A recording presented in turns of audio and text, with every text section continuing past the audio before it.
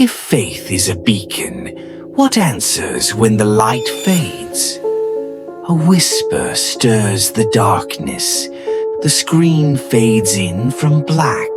A cold wind howls through a crumbling chapel hidden deep in the woods of Romania. Candles flicker in jagged holders, their flames bending inward as if afraid of what's to come. A chapel bell tolls once, twice, but no one pulled the rope. Every prayer is a plea for salvation. But what happens when your prayer is answered by something else? The voiceover carries ancient fear.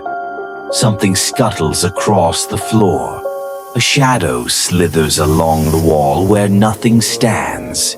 As the wind grows louder, the crucifix on the altar begins to twist, slowly, deliberately. Then a scream, inhuman, sharp, tears through the silence. The candles die all at once. Silence. Then, carved in fire. If hell has a hierarchy, what happens when its king walks among us? Valak, a name scraped from the mouths of the damned. In the Ars Goetia, Valak is listed as the 62nd demon, a president of hell, commanding 30 legions. He appears as a child with wings, riding a two-headed dragon. But this form is just a mask, a whisper, a beginning. Legends trace him back to Babylon, where clay tablets speak of the child who whispers lies. The Greeks feared him as a shapeshifter. In medieval Europe, plagues followed his presence. He is not summoned, he arrives. He is not seen, he makes you see him. But why now? Why the form of a nun? Theologians suggest this is not possession, it is desecration. The demon wears the holy habit like a trophy, like armor stolen from a slain saint. It doesn't want to hide from faith, it wants to defile it. What greater mockery than a demon dressed as a bride of Christ? One Vatican scholar asks, eyes sunken from sleepless nights. If nightmares are warnings, what happens when we ignore them? Lorraine Warren's visions began in silence, a coldness, then a corridor, then the eyes, two pits of black staring from beneath a wimple, and always the same figure. She would later tell her husband, Ed, that the figure was not haunting her. It was watching, waiting. James Wan took Lorraine's accounts and sculpted them into a cinematic horror. In The Conjuring 2, Valak became the shadow in the corner, the shape behind the door. The nun was born. On set, strange events occurred. A cross fell from the wall without sound. A painting was moved. One actor refused to be left alone in costume with Bonnie Aarons. It was like looking at real evil, he said. If holiness is a shield, what happens when evil wears it instead? The nun's habit is sacred, a symbol of purity, devotion, chastity. To wear it without faith is blasphemy, and that's the point. Inverting holiness is a technique demons use to drain power from the symbols humans rely on. By twisting the holy image, they corrupt the subconscious. You don't just fear the demon. You start to fear the very thing meant to protect you. Valak is the embodiment of that perversion. A demon doesn't just want your soul, says religious psychologist Dr. Vera Thorne. It wants your hope. If walls could speak, what would a monastery built over hell whisper? The Carta Monastery lies in the heart of Romania, its walls blackened by time and fire. Built on pagan ruins, it became a place of silence. and then screams. Locals report seeing a black-robed figure wandering at dusk. Tourists claim to hear chanting in dead languages. One woman fainted in the nave after seeing a pale child standing behind the altar, but no one else saw him. Archaeologists unearthed bones beneath the chapel, not human, not catalogued, and in 1992 a priest vanished while documenting the site. His final diary entry: "The nun is not alone." If sacred blood can seal evil, what happens when the seal weakens? In the nun, the relic used to seal Valak is a vial of Christ's blood. But what is the theological weight of such an artifact? Historically, relics like the Holy Lands and the Shroud of Turin were believed to carry divine energy, but only as long as faith sustained them. Once faith falters, the relic becomes just an object. Some scholars argue the vial in the film is inspired by a real lost relic, the Red Tear of Nazareth, stolen from a cathedral during World War II and never recovered. If man dares to summon what was never meant to rise, who pays the price?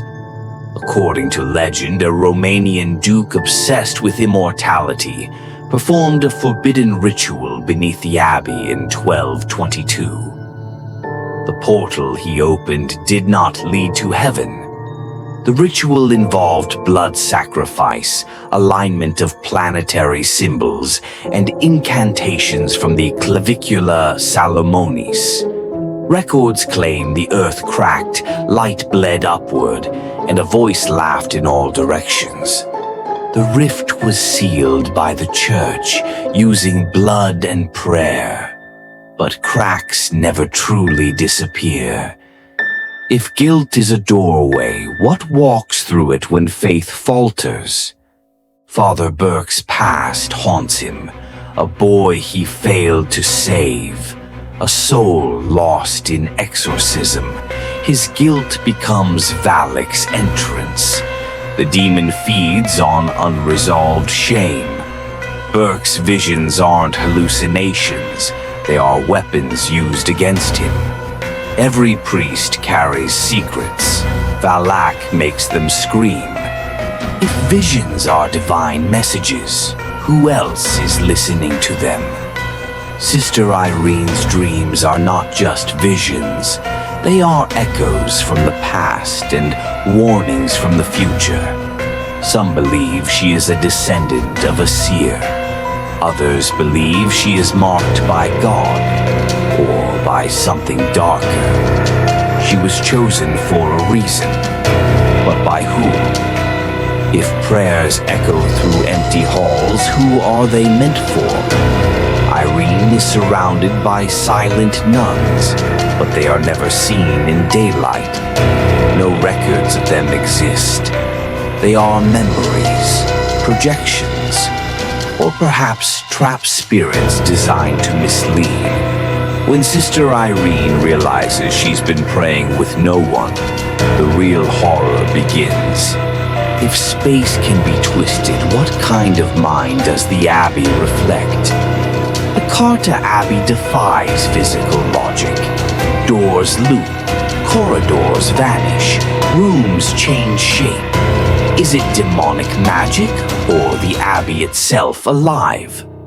Architects say no floor plan could match what's seen.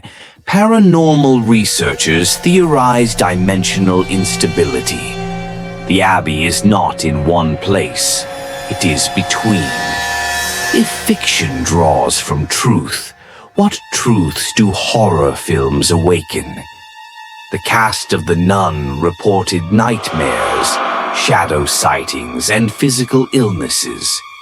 Bonnie Aaron's costume was removed from set after actors refused to be alone near it. One crew member swears the veil moved by itself. Another never returned after the first day. If appearances deceive, what horror hides behind the veil? Is the nun the final form, or is it a veil hiding something worse? Some believe Valak's truest form is not visual, it is emotional, a corruption of perception. To see it fully would destroy sanity. In one account, a monk scratched his own eyes out after claiming the child had become the serpent. If evil connects all things, how deep do the roots of possession go? Is Valak part of a greater darkness? From Annabelle to Bathsheba to the ferryman, each demon haunts objects, spaces, souls. But some symbols repeat: snakes, children, eyes. Could it all be one intelligence, wearing many masks? If the church silences its failures, what horrors have they buried? In 1965, an exorcism team entered Carta. Only one returned. His report was never made public. An insider claims the Vatican has 32 sealed cases related to Valak. All ended in silence or death. If attention invites evil, then every glance might be a prayer answered. Valak doesn't need to be summoned, it needs to be noticed. Look at her long enough and she looks back. Say her name and the air thickens. Think of her, and you're already playing. If symbols hold power, then every mark may be a lock or a key. The abbey is covered in strange sigils, inverted pentagrams, serpent circles, markings seen in medieval heretic trials. These symbols aren't just warnings, they're binding spells, but some have faded. That's when Valak grows stronger. If fear spreads faster than faith, who controls the narrative of evil? On forums and dark web pages, some claim Valak is real, not just film. One cult in Poland performs weekly invocations. In 2019, a college student was found with her eyes sewn shut, pages from the nun script in her hands. If evil is never truly defeated, then who will face her next? The nun, too, teased her return. But signs go beyond fiction.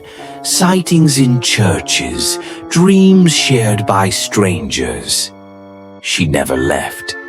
The screen was just a window. If the story ended, why do shadows still fall across the abbey walls? The Carta Abbey remains, cold, empty.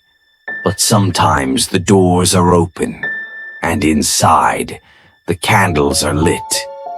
Tourists vanish.